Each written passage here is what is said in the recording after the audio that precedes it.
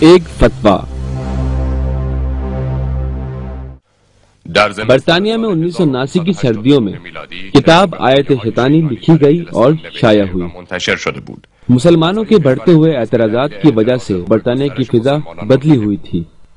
3000 میل اس طرف ایران میں جو برطانیہ سے 3 گھنٹے آگے ہے، تہران میں برطانیہ کے سفارت خانے کا سفیر جو حال ہی میں اپائنٹ ہوا تھا، ان حالات میں اپنے روزانہ کے کام ختم کر چکا تھا۔ در یکی از همین روزها پس از انجام کار روزانه به خانه‌ام واقع در مشتبه مسکونی کارکنان سفارت برگشتم. اس دوران ریڈیو تہران سے ایک پیغام سنایا گیا جس کا لہجہ اور انداز بالکل مختلف تھا۔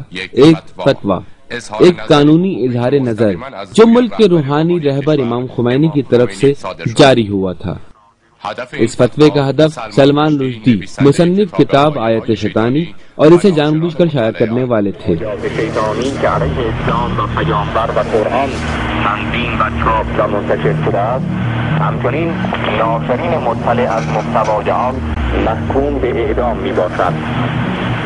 من فوراً یک نوار از آن فتوا تهیه کردم و به لندن فرستادم و ضمن تماس با مسئولان وزارت امور خارجه گفتم باید نوار را به دقت بررسی کنید.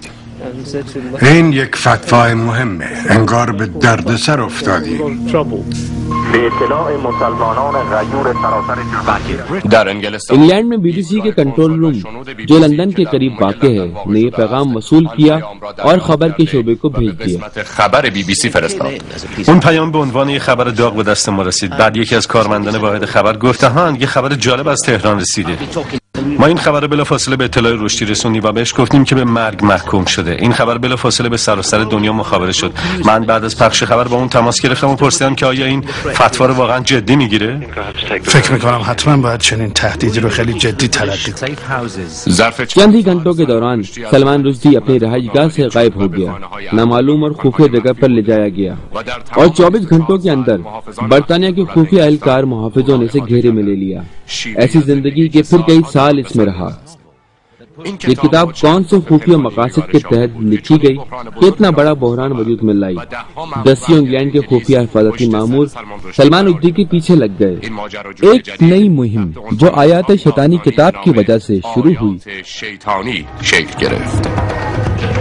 جس کا نام شیطانی سازش۔ امام توجه کرده بودن که این کتاب نویسی و نشرش یه مسئله ساده نیست. این آغاز یک اسلام ستیزی است که غرب علیه اسلام و جهان اسلام می‌خواد راه بندازه. فتوای امام ناظر به این واقعیت بود. خیلی چیزا راجبش فهم نشده. حالا ما میفهمیم. حالا بهتر میتونیم بفهمیم. اس ماجرا سے 6 ماہ پہلے سلمان رشدی ایک مشہور ناول نگار تھا۔ اس کی کہانیوں کی 4تھی کتاب دوسری مرتبہ چھپنے کو گئی تھی۔ وہ شہرت حاصل کرنے کے لیے کچھ بھی کرنے کو تیار تھا۔ رشدی شہرت، دولت، ظاہری عزت اور ایک امریکی بیوی پالنے کے بعد یوں دکھائی دیتا تھا جیسے ہر چیز اس کے پاس ہے۔ چیزی که در زندگی اون اتفاق افتاد به راستی نابود کننده بود. او به ظاهر از همه مواهب زندگی برخوردار بود. شور و شوق عجیبی به فعالیت‌های غیر متعارف داشت. دور و برش همیشه یه عده دختر پرسه می‌زدن و همه به او ابراز علاقه می‌کردند. یقیناً اس کی پہلی تصانیف کے بھی کافی مخالفین موجود تھے، جیسے بھارت کے سابق وزیر اعظم اندرا گاندھی نے اس کی کتاب آدھی رات کے بچے چھپنے پر باقاعدہ اس کے خلاف عدالت میں کیس کیا۔ پاکستان کے صدر نے کتاب شرمساری کی اشاعت کو پاکستانی قوم کی توہین قرار دیا۔ ما اونو جزو نویسندگانی میدونستیم که به روشنفکران توده‌ای معروف شدن. رشدی کا اس کے بعد والا ناول یعنی آیات شیطانی شہرت طلبی کا سب سے اہم کام شمار کیا جاتا ہے۔ یہ کتاب انتہائی پیچیدہ ہے جو اس کی تصنیفی صلاحیتوں سے زیادہ ہے۔ ایمان اور اعتقاد کو ہاتھ دینے کے لیے لکھی گئی جو 527 صفحے پر مشتمل ہے، یہ کتاب شائع کی گئی۔ اس کتاب کو لکھنے کے دوران رشدی کے گھر مشکوک افراد کی رفت آمد کا سلسلہ جاری رہا۔ ورکنگ پینگوئن پبلیکیشن نے اس کتاب کی تحریر اور اشاعت کے حقوق اپنے نام کرنے کے لیے $8,50,000 ادا کیے۔ اون برای نوشتن این کتاب به مکان خارق‌العاده‌ای مثل لندن احتیاج داشت، شهری که همه جور اتفاقی در آن روی میده. در زمانی که این کتاب نوشته شد ما واقعا دوران سختی رو میگذروندیم. सलमान रुश्दी का ये नावल वजीर आजम लेडी थेचर के जमाने में लिखा गया। वो इसे टॉर्चर कहता था, जिसका तर्जुमा है शिकंजा। वो पुलिस के बारे में बताता था जो किताब लिखने के जमाने में मुसलसल इसकी हिफाजत करती थी। خود سلمان رشدی کسی نیست، چیزی نیست، یک آدم حتی که بی‌هویتی است، خود فروخته به انگلیسی‌ها، یادگار دوران استعمار هند توسط انگلیسی‌ها. रुश्दी बम्बई में 1947 में एक लिबरल मुसलमान घराने में पैदा हुआ। در بمبئی متولد شد. من از همون کودکی و در واقع از ابتدای سنین نوجوانی اعتقادات مذهبی خودم از دست دادم و هیچ وقت آدم مذهبی نبودم. این شرایط هرگز تغییر نکرد. فکر می‌کنم آموزش دینی سلمان محدود می‌شد به سالی یک بار که خانواده ما رو با خودشون به مسجد می‌بردن تا نماز بخونیم و وقتی اون می‌پرسید که چه کار باید بکنیم به اون می‌گفتن وقتی همه نشستن تو هم بشین و وقتی بلند شدن تو هم بلند شو.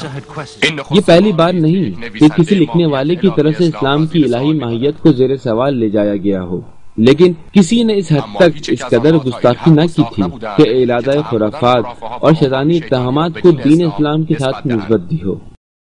دشمنی دولت انگلیس با اسلام یک دشمنی بسیار ریشه‌دار و عمیق است، یک دشمنی بسیار کور هست.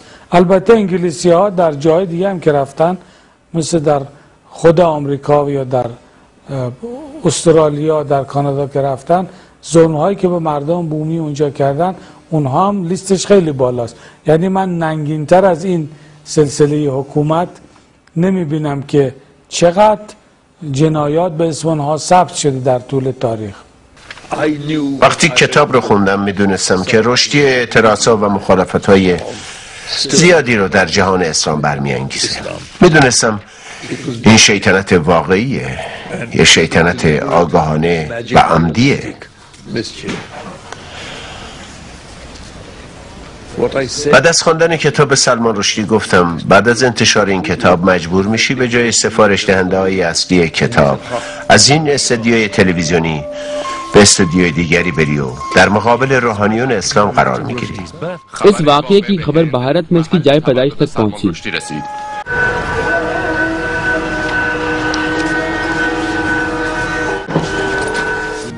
चंद दिन बाद बिलाखिर किताब आयत शैतानी इंग्लैंड से शाया हो गई और पढ़ने वालों के रद्द-ए-अमल का इंतजार होने लगा। भारत की पार्लियामेंट में मनाजरे और तुंदोतल गुफ्तगू होने लगी।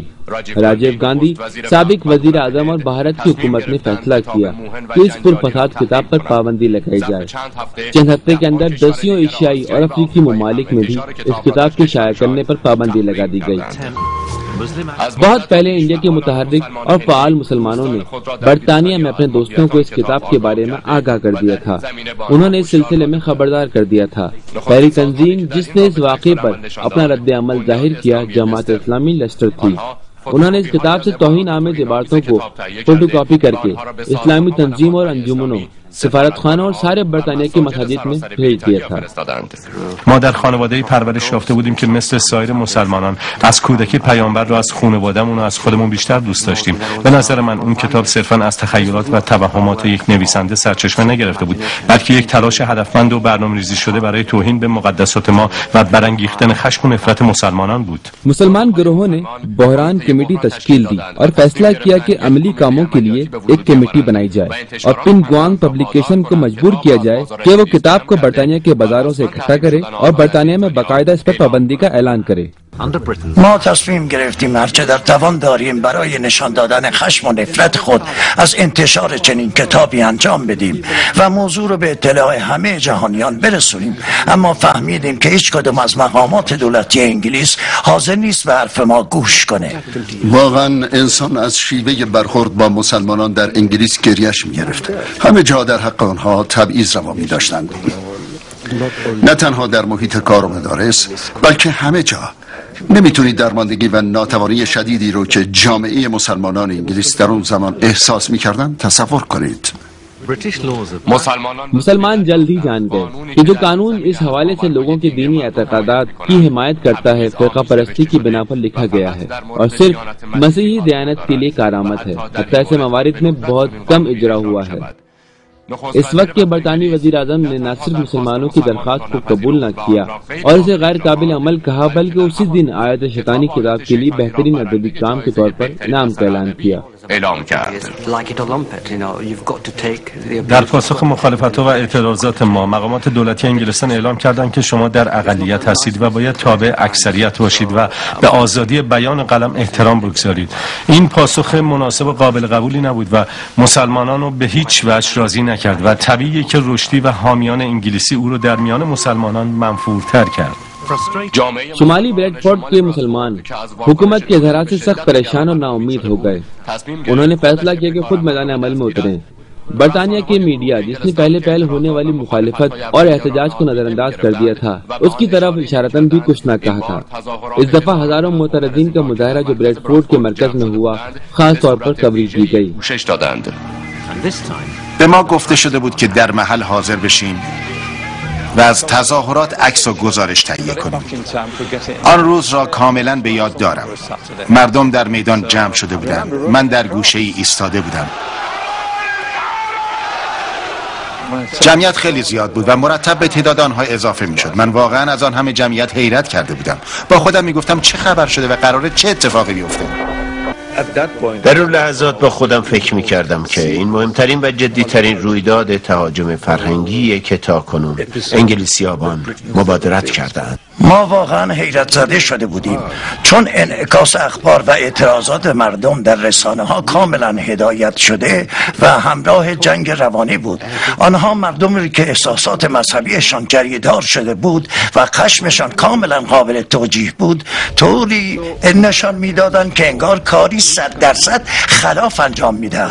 بنابراین به جای حمایت از ما را محکوم میکردند. चंद माह पहले से जिस तरह से पेशगोई की जा रही थी कि रुश्दी मजबूर होकर दिफाई हालत में आ जाएगा, जबकि बरतानिया के तमाम मीडिया ने इसकी मदद की। به نظر شما عجیب نیست که مردم چنین واکنش‌های تندی در برابر شما از خودشون نشون میدن؟ گستردگی و دامنه این واکنش‌ها تعجب آوره. این مسئله‌ای که منو خیلی ناراحت کرده. واقعیتی که در مورد این کتاب وجود داره اینه که تعدادی از تابوها یعنی محرمات مذهبی رو شکسته. به نظر میرسه شکستن اونها اهمیت زیادی داشته. इस किताब के खिलाफ बरतानिया में जिस कदर मुखालिफत और एतराज़ात हुए, इससे कहीं ज्यादा बड़ी सतह पर और शदीद अंदाज में एशिया के ममालिक में एहतजाज किए गए। पाकिस्तान में उस वक्त जब हजारों अफराद ने अमेरिका के सकाफती मरकज के सामने इस्लामाबाद में धरना दिया और एतराज किया, तो पुलिस के साथ झड़प में 5 मुजाहिरीन मारे गए और 100 से ज्यादा जख्मी भी हुए।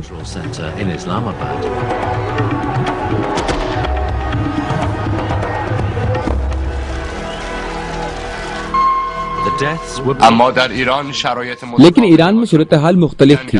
ईरान के खिलाफ 8 साल जंग हाल ही में खत्म हुई थी और बरतानिया नए मौके की तलाश में था। बरतानिया के सफारत खाना और सफीर को तेहरान में दोबारा नए सिरे से काम को आगाज किए अभी 2 माह से कम अरसा हुआ था। बरतानिया के मुसलमान रहबरों में से एक बनाम क़यासुद्दीन सिद्दीकी, जो ईरान हुकूमत की हिमायती में से था, और उनके नायब ईरान के दारुल खिलाफा तेहरान में कॉन्फ्रेंस में शिरकत के लिए आए हुए थे। वो 14 फरवरी 1979 की सुबह एयरपोर्ट पर अपने मुल्क जाने के लिए मुंतजिर थे। یه نفر دوان به نزد من آمد و گفت خبر رادیو رو شنیدی؟ گفتم نه. خب البته من که فارسی بلد نبودم. پرسیدم مگه چی شده؟ اون گفت امام خمینی علیه سلمان رشدی یه فتوا دادن. انا لله و انا الیه راجعون. به اطلاع مسلمانان غیور سراسر جهان میرسانم مؤلف کتاب آیات شیطانی که علیه اسلام و پیامبر و قرآن تنظیم و چاپ و منتشر شده است، همچنین ناشرین مطلع از محتوای آن محکوم به اعدام می باشند. इमाम खुमैनी का फतवा फायर की गोली की तरह था। आखिरी चंद सालों में हरगिज ऐसा नहीं हुआ कि इतना मजबूत और ताकतवर फतवा दिया गया हो और यूं जहान इस्लाम में नफूज और असर कर सके। रुश्दी दोपहर के खबरनामे के इंटरव्यू में आया और जवाबी हमला किया, फिर बहुत मुद्दत तक टीवी स्क्रीन पर जाहिर नहीं हुआ। این فتوا آخرین ضربه‌ایه که به مطالب کتاب من وارد شده. कोई भी ऐसे पुरजोर अमल का जहन में तस्वुर नहीं कर सकता था। इस दिन असर के वक्त स्कॉटलैंड यार्ड ने एक हंगामी मीटिंग मुनक्किद की और फौरी फैसला किया कि सलमान रुश्दी की इंतहाई खास हिफाजत की जाए। ये हिफाजती कवायद दवाबित में आखिरी हद थी। रुश्दी और उसकी बीवी फौरी खुफिया महफूज मकाम पर मुंतकिल कर दिए गए। همه چیز عجیب و غیر عادی بود. افسر ویژه امنیتی در خونه رو باز کرد.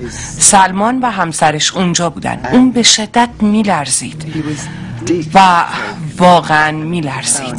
مقامات امنیتی تصمیم گرفتن اونو از اونجا دور کنن. ما نمیدونستیم اونو کی و به کجا خواهند برد و این مسئله خیلی ترسناک و عذاب‌آور بود. فتوای حضرت امام آب گوارایی بود. وقتی مسلمین با او روبرو شدن همه او را از جان و دل پذیرفتند. شما در دنیای اسلام محبوبتر از فتوای حضرت امام فتوای گیر نمیارید در سرتاسر دنیای اسلام. सारे बरतानिया में मुसलमान इमाम खुमैनी के फतवा से खुश हो गए। نظر شخصی من اینه که مرگ برای او راه آسانی جهت خلاصی از وضعیتی که خودش به وجود آورده. اگرم زنده بمونه روحش همواره در رنج و عذاب خواهد بود. امام خمینی ظرف یه شب برای من تبدیل به یه قهرمان شد. او مردی بزرگ بود، مثل شاهان زندگی نمی‌کرد. در قصرهای با شکوه اقامت نداشت، بلکه زندگی بسیار ساده و محقرانه‌ای داشت. اما در ایران یک رهبر و یک فوق رهبر بود و اکنون برای حفظ حرمت پیامبر عظیم الشأن ما حضرت محمد به پا خواسته بود. او محبوب میلیون ها مسلمان در سراسر جهان و از جمله محبوب قلب من بود. कई दिन तक मीडिया के सकूत के बाद बिलाखिर इमाम खुमैनी के फतवा ने हर चीज को तोड़ दिया और बरतानिया के तमाम मीडिया ने मजबूर होकर इस वाक़े को नकल किया और इसकी खबर देने लगे و به پخش این خبر پرداختند. ما مسلمان واقعی هستیم. شما هم اگر مسیح واقعی باشید همون کاری را میکنید که ما مسلمانان واقعی قصد داریم انجام بدهیم. اگر من با هر کدام از دوستان فرصتش را به دست بیاوریم حتما و قطعا همان کاری را خواهیم کرد که آیت الله خمینی گفتند. ما فکر میکنیم تا وقتی نمیره دست از سرش بر نمیداریم. من تا به حال با کسی برخورد نکردم که با این فتوا مخالف باشه. چه کسی میتونه مخالف باشه؟ مذاهب مختلف اسلامی همه در اصل فتوا پشت سر حضرت امام قرار گرفتن. لذا این هم از اون کارهای ابتکارات ویژه و فکر داهیانه حضرت امام بود که در زندگی پربارش برای دنیای اسلام به میراث گذاشتن. اگه کسی از اون فتوا پشتیبانی نکنه معلوم میشه که اعتقادات محکمی نداره و ایمانش سست و بی‌پایه و اساسه. बहुत से मुसलमान इमाम खुमैनी को मगरिब के मुकाबले में एक बड़े मुदाफ़े इस्लाम की नज़र से देखते हैं। बरतानिया की सिफारत के डिप्लोमेट को इतला दी गई कि खबर है कि किसी दिन कुछ मुजाहिरीन के मारे जाने के खिलाफ दुनिया के बाद हिस्सों में अमूमी शोक का ऐलान किया जाए। دیروز وزیر امور خارجه به ما اطلاع داد که قرار تعدادی از تظاهر کنندگان در برابر سفارت تجمع کنند. ناگهان سر صدای زیادی شنیدیم که مرتب بلند و بلندتر میشد. مثل این بود که 10,000 نفر با هم راهپیمایی کنند. همه آنها با حالتی خشمگین و تهاجمی یک شعار واحد میدادند. BBC روی خط آمد پرسید آنجا چه خبره؟ حال شما خوبه؟ اینجا یه تظاهرات پر سر و صدا در حال انجامه و تظاهر کننده ها آشغال به داخل سفارت انگلیس پرتاب میکنن. یعنی حضرت امام اینا رو مات کرد در اون صحنه‌ای که اینا وارد شده بودن. اصلا گیج شدن. دولت انگلیس پیش بینی نمی‌کرد امام با اینا همچه برخوردی کنه. ایشون بنا به فرمایش علی بن ابی طالب علیه السلام چشم فتنه را در آوردن. امام فرمودن در مورد خوارج، فرمودن که چشم فتنه رو من در آوردن که جز من کس دیگری نمیتوانست چنین کاری بکنه. چشم فتنه رو در آوردن با کاری که کردن، با صراحتی که به خرج دادن. چون کار رشدی نوشتن اون کتاب پایان کار نبود، آغاز کار بود، آغاز اهانت به مقدسات مسلمان ها. बरतानिया की वजारत उमूर खारजा परेशान थी कि ईरान के साथ जो डिप्लोमेटिक रवाबित अभी बहाल हुए थे कहीं इस बहरान का शिकार न हो जाएं। लिहाजा वो कोशिश कर रहे थे कि वाकये को कम रंग और कम अहमियत दिखाई दे।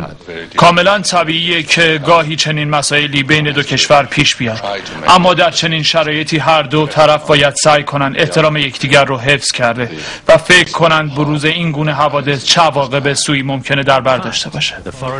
हकीकत में बरतानिया की वजारत उमूर खारजा बिल्कुल सुझकर रह गई थी, नहीं जानते थे कि इस ड्रामे की हिदायतकारी को कैसे आगे बढ़ाए।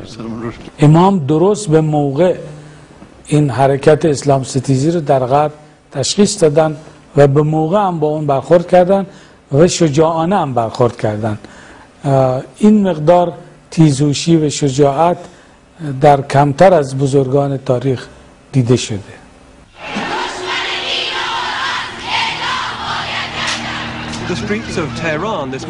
इमाम खुमैनी की फतवा के बाद आज सुबह तेहरान की सड़कें गम और गुस्से से भरे लोगों से पुर हैं। सबके सब लोग सलमान रुश्दी की फांसी का मुतालबा कर रहे हैं। बिलाखिर इस साजिश और तस्वीर को घुमाने वालों ने फैसला किया कि कोई कदम उठाएं। तय पाया कि रुश्दी मुसलमानों से माजरत करेगा। من عمیقاً از اینکه انتشار کتابم باعث رنجش خاطر پیروان صادق دین اسلام شده ناراحت و پشیمانم. वो अपने खत की इब्तिदा में यूं लिखता है, हम ऐसी दुनिया में जी रहे हैं जिसमें मुख्तलिफ दीन और अकीदे मौजूद हैं। ये तजुर्बा हमें खबरदार करता है कि सब यकीनन दूसरों के तकद्दुसात से आगाह हो खबरदार रहें। उस दिन की अगली सुबह इमाम खुमैनी ने इस मुनफिल अमल की निस्बत इज़हार नजर किया। इमाम खुमैनी ने कहा कि अगर सलमान रुश्दी का पछतावा इसे तारीख का नेक तरीन शख्स भी बना दे, फिर भी मुसलमानों को चाहिए कि इसे जहन्नुम में भेजने के लिए अपने तमाम इख्तियारी वसाइल से इस्तेफादा करें। یه چنین جسارتی نیاز به توبه ندارد و توبه هم تأثیر ندارد. امام فرمودن که این مرتد قتلش واجبه و حتی توبهش هم پذیرفته نیست.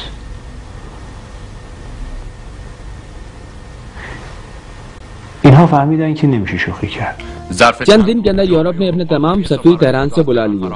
बरतानवी भी इसके बावजूद कि कई प्रोग्राम बनाए बैठे थे मजबूर हो गए कि तेहरान से अपने डिप्लोमेट को वापस बुला लें, लेकिन ऐलान किया कि उम्मीद रखते हैं कि यह इक़दाम आर्जी होगा। चंद हफ्ते बाद मैक्रोन और इसके साथी नाउम्मीद होकर अपने मुल्क को राही हो गए। وقتی به ایران آمدم انتظار چنین چیزی رو نداشتم. الان هم واقعا منتظر زمانی هستم که دوباره به ایران برگردم و کارهای نیمه کاری که داشتم در اینجا انجام بدم. من معتقدم که ما به راستی می توانستیم کارهای بسیار مهمی انجام بدیم. انگلیسی‌ها منفعلانه شروع کردن غربی‌ها رو وادار کنن که سفراشون از ایران فراخوان بذارن و بعد دونه دونه با خفت خودشون برگشتن. 5 दिन बाद ईरान ने रस्मी तौर पर बरतानिया से अपने डिप्लोमेटिक रवाबित को तोड़ दिया। 1 महीने की खुफिया जिंदगी के बाद सलमान रुश्दी ने 57 मरतबा अपनी रहायशगाह तब्दील की। वो एक रात से ज्यादा एक मकान में नहीं रहता था। او از ترس به مرز جنون رسیده بود. شب و روز اون تحت نظر بود. هر وقت قرار بود یه جایی بره 15 محافظ در 4 اتومبیل اونو همراهی میکردن که بیشترشون هم مسلح بودن. کاملا آشکار شده که نباید انتظار بهتر شدن اوضاع رو در کوتاه مدت داشته باشم. من دیگه در هتل زندگی نمی کنم، بلکه به این مکان بی‌نام و نشان آورده شدم. دور و برم و همه جا افراد مسلح احاطه کردن. درست در کنار من یک نگهبان نشسته که به شدت میترسه، گویی هر لحظه در انتظار یک تهاجم اساسیه. من باید خیلی روشن اینو به شما بگم که اون هیچ نقشی در به وجود اومدن شرایط بحرانی نداشت. آنچه پیش اومد کاملا غیر قابل پیش بینی بود. واقعا در پشت نگرش این کتاب برنامه‌ریزی و در واقع دسیسه سیاسی بود و سلمان در این بازی گرفتار شد. वाली ग्रांड हुकूमत बरतानिया की तरफ से मुकर्रर था कि बहुत खुफिया तौर पर रात के खाने की दावत करके इसके ज़हनी ताजगी और खुशी का सम्मान करे. حتی مهمانی‌های شام هم اونو خوشحال نمی‌کرد. واقعا در شرایط روحی بسیار بدی بود و می‌ترسید. نگران بود، گیج و کلافه شده بود و نمیدونست دوست و دشمن کیه. پول گزافی صرف اون مهمانی‌های شام میشد. در تمام لحظات روز و شب پلیس ویژه امنیتی انگلستان اطراف اتاق اونو احاطه کرده بود.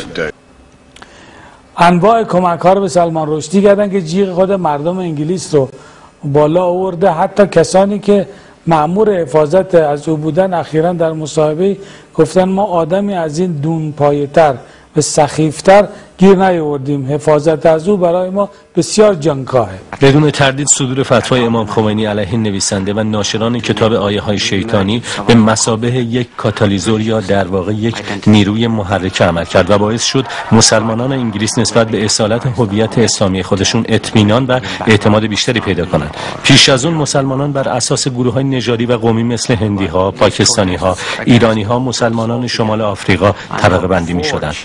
اما این فتوایی که علیه کتاب آیه های شیطانی صادر شد باعث شد همه مسلمانان با هم در اعتراضات خیابانی شرکت کنند.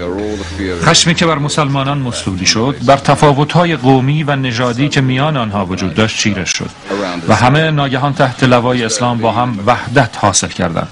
همه آنها مسلمان بودند و هویت مشترکی داشتند. همه دست در دست هم نهادند و یک جنبش واحد رو به وجود آوردند. این فتوا به ما مسلمان ها هویت بخشید. یعنی توی غربی که به مقدسترین اعتقادات ما اهانت میکنن، برخاستن یک مردی که دفاع بکنه از اعتقادات 1 میلیارد مسلمان به ما شخصیتی داد कि ما الان با جرأت میتونیم بگیم مسلمانی. सैकड़ों मुसलमानों ने लंदन में बहुत बड़ा जुलूस निकाला ताकि आयत शैतानी की कुफ्र आमेज तवील फहरिस्त को बर्बाद कर दें. این گرد همایی در واقع نقطه اوج اعتراضات مردمی بود. همه تلاش می‌کردند تا در این تظاهرات عظیم شرکت کنند و احساسات خود را نسبت به اهانتی که به مقدساتشون شده بود نشان بدن. लेकिन ये अजीम अवामी मुजाहिरा पुलिस की मदाखलत से बदनज़मी का शिकार हो गया. बरतानवी पुलिस का मुजाहिरीन पर वहशियाना हमला आयरलैंड के लोगों पर हमले से मुशाबे नजर था. मुजाहिरीन जब वेस्ट मिनिस्टर पहुंचे तो पुलिस ने मुसलमानों पर वहशियाना हमला कर दिया.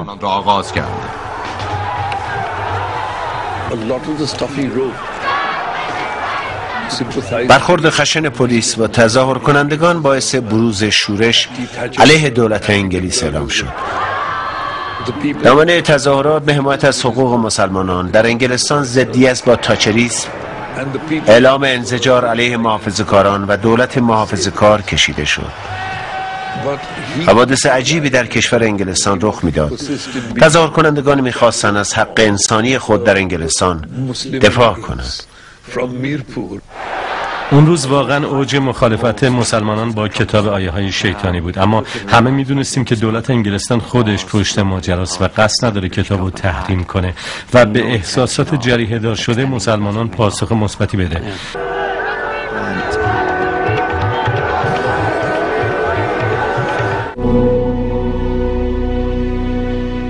फतवे का 110वां दिन। तारीख ने आज तक इतनी बड़ी तादाद में गम में डूबे अज़ादारों का इज्तिमा न देखा होगा।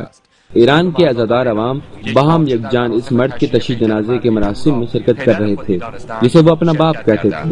وقتی امام به رحمت خدا رفت در لندن یه تظاهرات چند کیلومتری نمایشی صورت گرفت برای تشییع جنازه سمبولیک که یک صف چند کیلومتری بود و توی این صف همه جور آدم بود. از حدود 85 نفر سوال کردم که شما چرا تو این تشییع جنازه نمادین شرکت کرد؟ به خاطر فتوای امام علیه سلمان رشدی.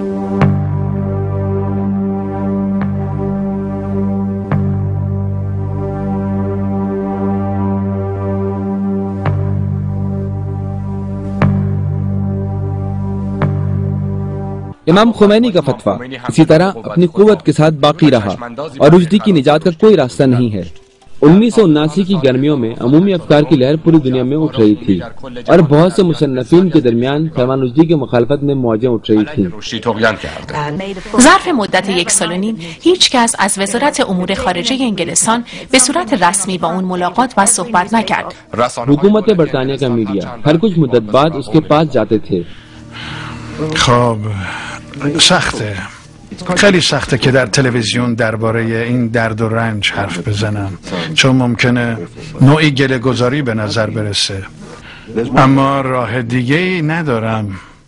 نمیتونم بگم خوبم، البته گاهی حتی وحشتناکه و وحشتناک بوده. من چیزای زیادی رو از دست دادم. خدا میدونه کی میتونم به زندگی عادی برگردم. برام خیلی سخته. इस टीवी प्रोग्राम को देखने वालों में से एक हशामुल असाबी बरतानिया के मुसलमान में से एक है। वो कहता है با خودم فکر کردم موضوع چیه؟ این مرد ادعا میکرد منکر وجود خداست و حالا میگه خدا میدونه کی میتونم دوباره به زندگی عادی برگردم. یک خدا نشناس چطور شده که داره درباره خدا حرف میزنه؟ یه روز ماموران امنیتی انگلیس آمدن و ترتیب ملاقات من با رشدی رو دادن. اونا منو از خونم برداشتن و در جریان تفتیش هاشون چیزی نمونده بود منو بکشن. اول منو به تپه های حوالی شهر بردن. روز سردی بود. من خیال میکردم با اتومبیل به محل اقامتش میریم. به همین دلیل زیاد لباس نپوشیدم. اصلا نمیدونستم قراره توی اون هوای سرد 45 دقیقه روی نیمکت پارک بشینم تا یه اتومبیل دیگه بیاد و منو به طرف مقابل شهر و به یه پارک دیگه ببره و دوباره همون اتفاق افتاد. चंद घंटे बाद पुलिस एक आदमी के साथ जिसे वो अपने साथ लाए थे आए और मुझे मकसद नहाई तक ले गए। वो जगह जहाँ से हुकूमत बरतानिया का प्रोग्राम था कि रुश्दी को वहाँ से निकालने का नया प्रोग्राम तरतीब दिया जाए। अल-असाबी कैंपेन बनाया गया रुश्दी के इस्लाम की तरफ पलटने वाले प्रोग्राम का। उसने मुबारक मिस्र के सदर और मिस्र की हुकूमत के 6 उलमा ने इस प्रोग्राम की हिमायत की। इन जिम्मेदार उलमा को दावत दी गई जिनकी एक पुलिस चौकी में सख्त हिफाजत की जा रही थी ताकि वो सलमान रुश्दी से मुलाकात करें। ये मुलाकात 1990 की शब किरमिस को हुई। الو من سلمان هستم. سلام سلمان، ما همین الان شروع کردیم. به موقع زنگ زدیم. رشدی پشت خطه. من میخواستم بگم جامعه مسلمانان به قلب من بسیار نزدیکه. من مایلم باز هم به اون نزدیکتر بشم. این مسئله برای من باعث نهایت خوشحالی و شادمانیه. लेकिन ये प्लानिंग इस कदर बेवकूफाना बनाई गई थी कि हत्ता इसके दोस्तों और घर के अफराद ने भी यकीन न किया। یه خبرنگار به من تلفن زد و گفت پس سرانجام آقای رشدی دوباره به اسلام روی آورد. من گفتم چی؟ چرا مزخرف میگین؟ بلافاصله به سلمان تلفن کردم و اون گفت بله درسته، دوباره مسلمان شدم. از ناراحت کننده گذشته بود. برخورد اون نابود کننده بود. پس شما رسما یک مسلمان هستید؟ بله، به این ترتیب من رسما یک مسلمان هستم. اولین کاری که کردم این بود که به اون تلفن بزنم و بگم این خبر لعنتی چیه؟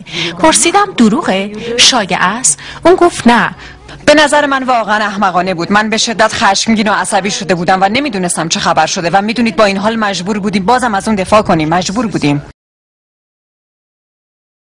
रुश्दी का दोबारा इस्लाम कबूल करने का खेल ईरान के नए रहबर आयतुल्लाह उल-उज़्मा सैयद अली खामनाई की तरफ से कबूल ना किया गया और उन्होंने फौरन फतवे की तायद कर दी।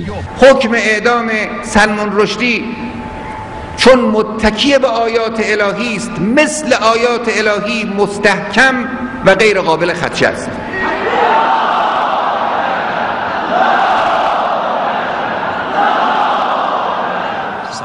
कुछ ही मुद्दत बाद जब ये खेल फ्लॉप हो गया तो रुश्दी ने फिर ऐलान कर दिया कि वो इस्लाम पर अमल करने से मुनकिर हो गया है। کم کم متوجه شدیم دولت از موضع قوی تری خواستار حل و فصل این قضیه است و این مسئله میبایست به عنوان فاز دوم عملیات در سطح بین المللی مطرح میشد. जिस रुश्दी से बरतानिया की खुफिया एजेंसी के इदारे एक लहजा इससे अलहदा नहीं होते थे, अब कभी कभी अपनी मख्फी गाह से बाहर आता और हुकूमत बरतानिया के इदारों में अपनी मुश्किल के हल के लिए मुज़ाकरात करने जाता है। अब सलमान रुश्दी उमर खारजा के आला हुक्काम से अपने मसले के बारे में बातचीत करने जाता है। الان فرصت مناسبیه که اروپا رو برای مشارکت در این قضیه بسیج کنیم. همه اونا میگن دیگه دولت باید سکوتو بشکنه، باید وزیر خارجه انگلستان سر و صدا راه بیاندازه و از اروپا هم بخواد که همراهی کنه. اجازه بدین من به این پرسش پاسخ بدم. همه کسانی که به نحوی از آنها از نزدیک با چگونگی روابط جامعه اروپا با ایران آشنا هستند میدونن که انگلستان در واقع به صورت یک سد و مانعی برای برقراری روابط گسترده دیپلماتیک بین بروکسل و تهران در آمده و سیاستمداران اروپایی هم همه میدونن که ما مانع بهبود این روابط هستیم. میدونم اینو قبلا هم بهم گفتی. باشه، میخواهم برای چندمین بار تکرار کنم تا بیشتر به اون هدفمون برسیم. درسته که دولت در این زمینه تاکنون نقش آشکاری ایفا نکرده، اما باید این نکته هم در نظر داشت که اگر هم میکرد کم و بیش بیفایده بود، چون تهران و ملت‌های مسلمان از شدت تهدیدهایشان در این زمینه چیزی کم نکردن و شرایط همچنان بحرانی و روابط تیره و تاره. سلام. بله، باید بگم که ملاقات بسیار مفید و سازنده‌ای بود. فکر میکنم این که بالاخره به وزارت امور خارجه اومدم و با وزیر ملاقات کردم از جهت نمادین خیلی مهم بود. به من گفتن دولت انگلستان تصمیم گرفته در سیاست تجدید نظر کلی بکنه و تغییرات اساسی در اون به وجود بیاره و از روش غیر مستقیم به روش قاطعانه تری رو بیاره. کچھ مدت بعد رشدی کے لیے ممکن ہو گیا کہ وہ بلاک نمبر 10 میں جائے اور وزیر اعظم جان میجر سے ملاقات کرے۔ 2007 میں ملکہ برطانیہ ایلزابتھ دوم نے رشدی کو بہترین شخص کا لقب دیا۔ دنیا کے مسلمانوں نے اس اقدام کی مذمت کی جو آیت شیطانی کتاب کی پشت پردہ حمایت کو واضح کر رہا تھا۔ مسلمان اسے برطانیہ کی اسلام دشمنی قرار دے رہے تھے که یکی از اون کارهای شیطانی این است که اعتقادات مردم رو نسبت به مقدسات اسلام سست بکنن، حریم ها رو بشکنن. حکم اعدام سلمان رشدی که با اقبال و تصدیق و شوق وافر ملت اسلامی در همه جا مواجه شد، کار رو دگرگون کرد. حالا روحیه اونها تضعیف شد، حالا طرفداران اونها باید دیگه از خودشون دفاع کنن در طول این مدت. امروز فهم درست امام از قضیه کاملا روشنه. امروز ما میبینیم اسلام ستیزی در غرب در اوجه. دیگه صحبت یک کتاب و دو کتاب نیست، صحبت این است که مسلمان ها رو تحت فشار گذاشتن، حجاب اسلامی رو قدغن کردن، کاریکاتور میکشن، قرآن رو مسخره میکنن، اصلا توهین به اسلام قانونی شده. این اسلام ستیزی آغازش و اون پدیده در واقع کتاب سلمان رشدی سیگنالی بود برای اینکه غرب یه همچه استراتژی داره و لذا فتوای حضرت امام فتوای بسیار دقیقی بود.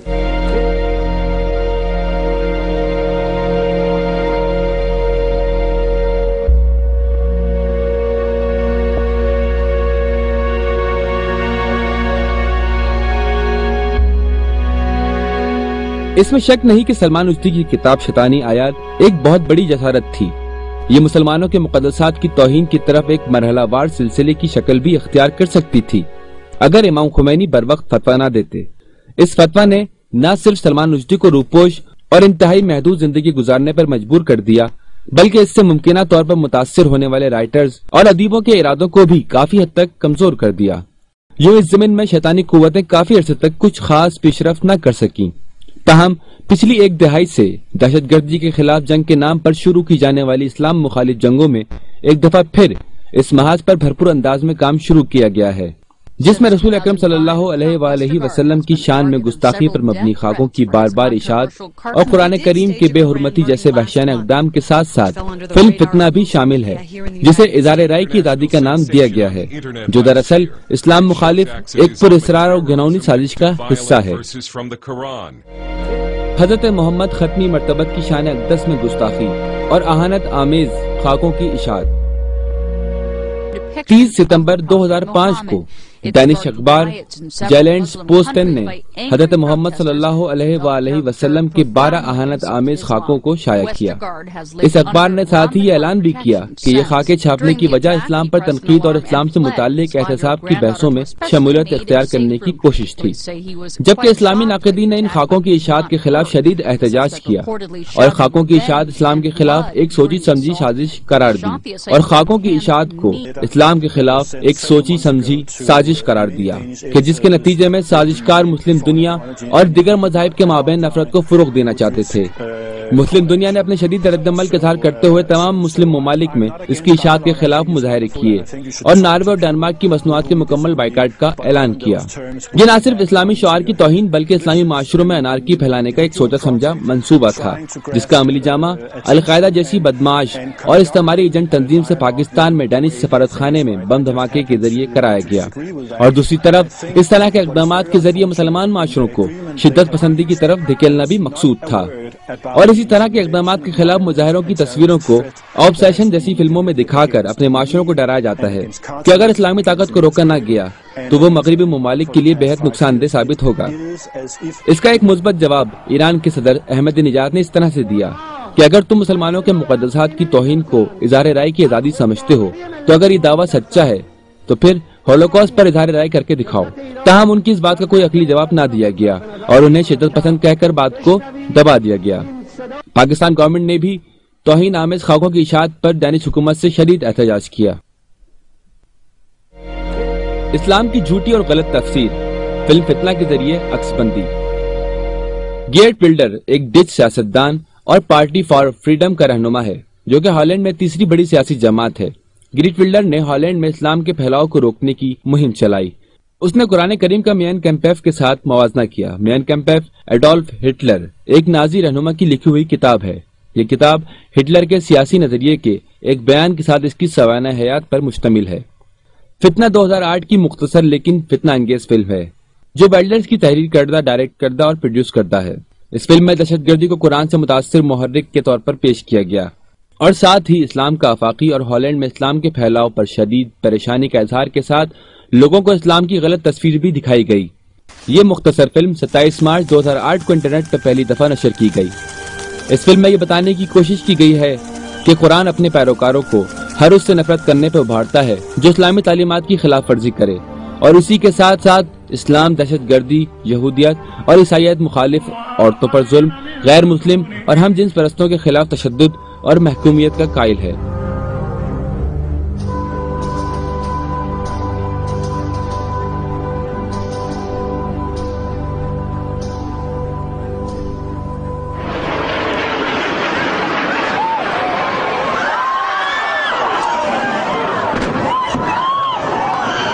اور اسی لیے اسلام کا آج کے دور میں ایک آفاقی دین بنتے جانا ہمارے لیے سب سے بڑا خطرہ ہے۔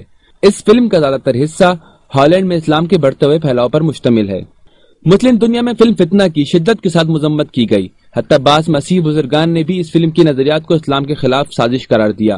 مسلم ممالک کے اسلامی تنظیموں کی طرف سے فوری طور پر ڈچ مصنوعات کے بائیکاٹ کا اعلان کیا گیا اور اکثر ممالک میں فلم فتنہ کو دکھانے والی ویب سائٹ پر پابندی لگا دی گئی۔ قرآن پاک کی بے حرمتی۔ پاسٹر ٹیری جونز ڈوولڈ آرٹریچ ایونجلیکل چرچ کا سینئر پادری ہے۔ اس نے یورپ میں ایک چرچ میں مشنری کے طور پر 20 سال کام کیا تھا۔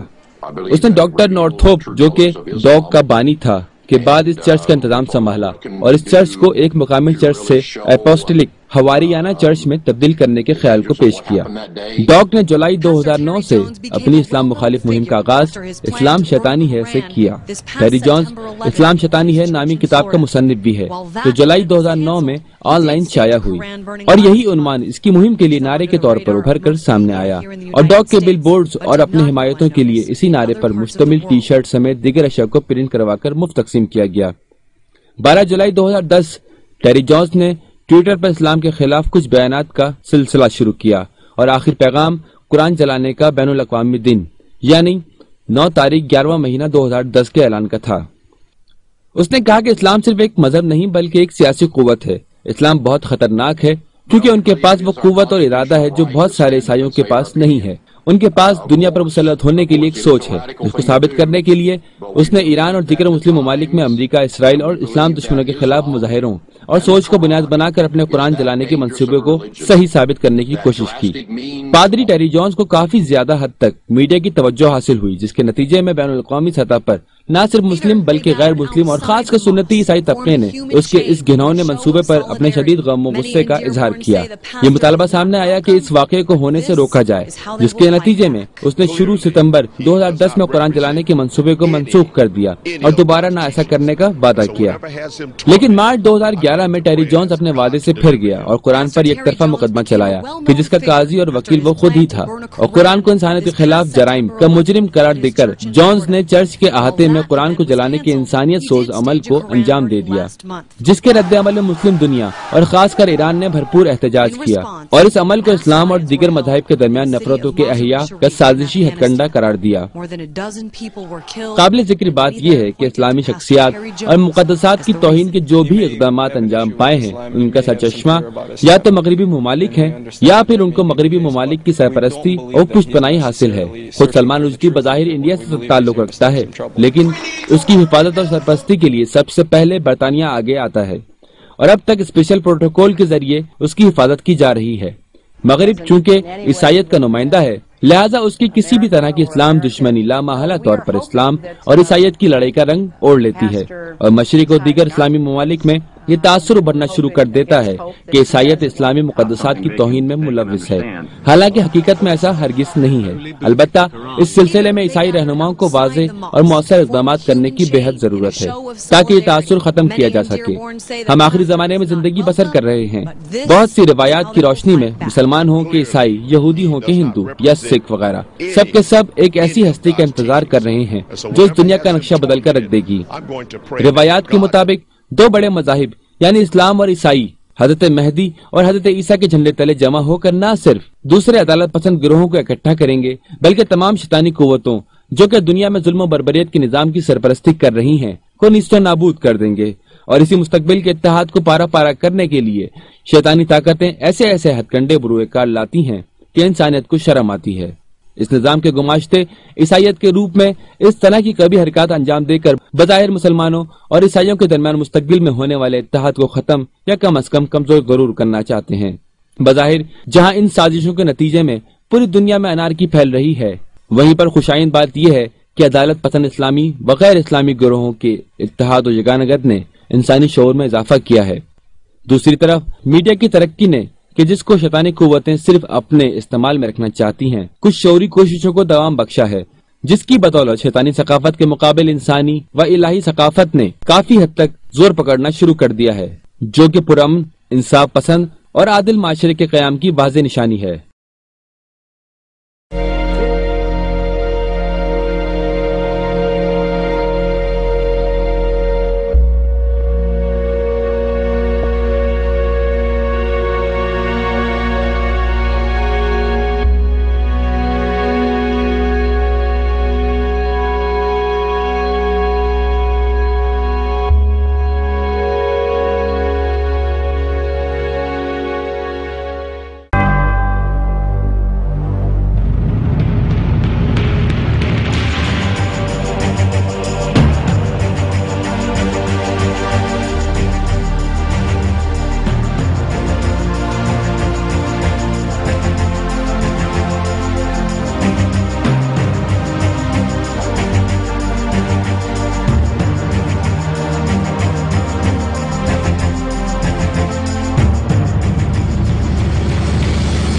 ایک فتویٰ